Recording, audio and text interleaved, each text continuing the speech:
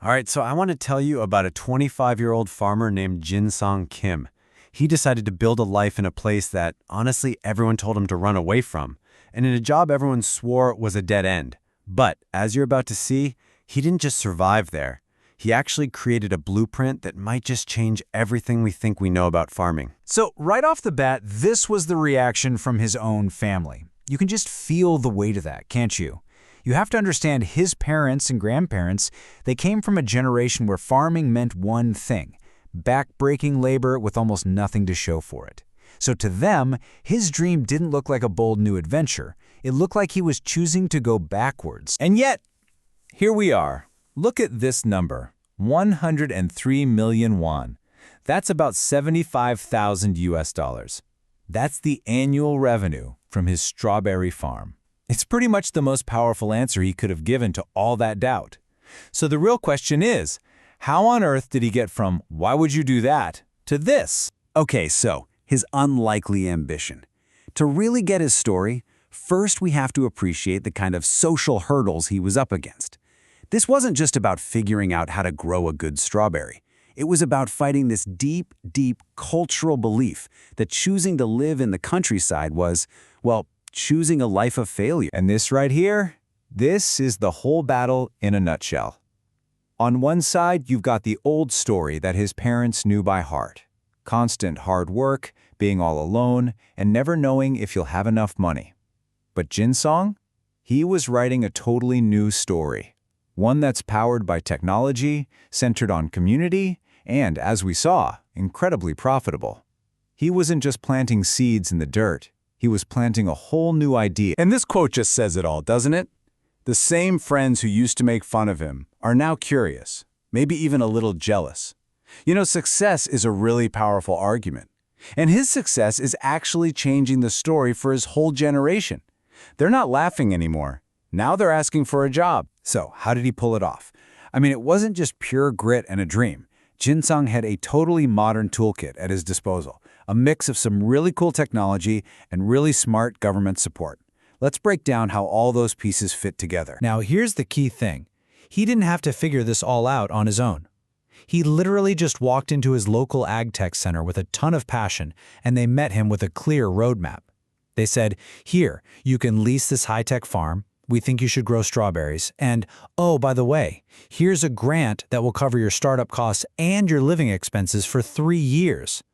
The whole system was basically built for someone exactly like him. And this is the magic, right here.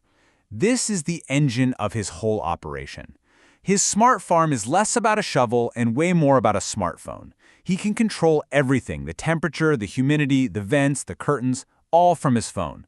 It's all automated, all optimized. This tech completely changes the game. It turns farming from this gamble against Mother Nature into a precise, data-driven business. And get this, the support started way before the farm. He went to a special agricultural university that was completely free. I'm talking tuition, room and board, even his books were paid for. They even sent him on a 13-day trip to Europe to see how the best in the world do it. So he was being armed with world-class knowledge long before he ever planted a single seed. Okay, so having all the right tools is one thing, but building a real business, that's a whole other ballgame. This wasn't just some project for him. This became a real enterprise, and it was built on two things, just relentless hard work and some seriously sharp business sense. Now, don't get the wrong idea and think the smartphone does all the work. Because during the busy season, Jin-song is pulling 12-hour days. He's harvesting at dawn, he's packing up deliveries, and he's managing the plants late into the night. The tech makes the work smarter, for sure, but it doesn't necessarily make it shorter. His success is absolutely earned, hour by hour. He also knew he couldn't do this all by himself. So he convinced his high school buddy, Jae Ji-young, to join him. And Jin-song saw something really important in his friend, this knack for just knowing what needs to get done without having to be asked.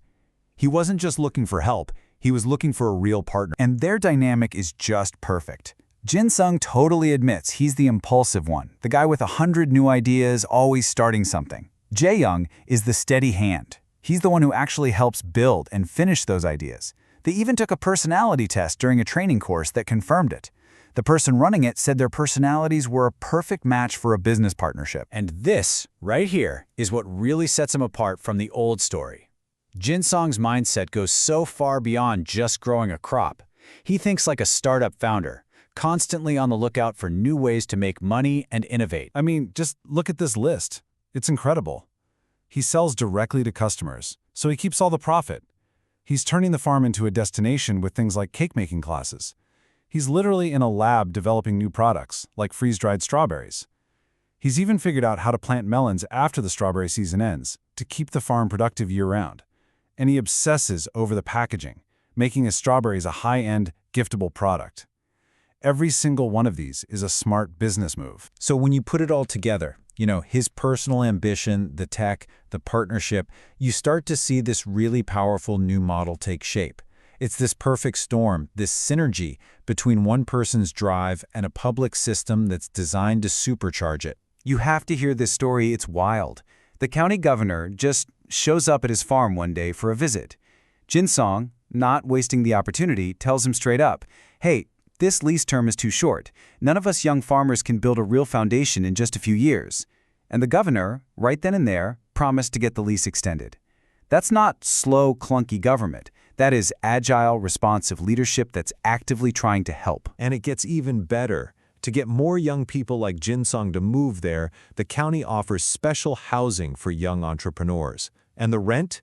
10,000 won a month. That's what, like $8?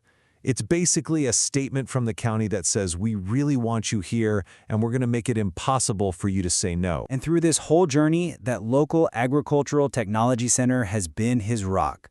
Jinsong puts it very simply, if it weren't for the tech center, I wouldn't be here.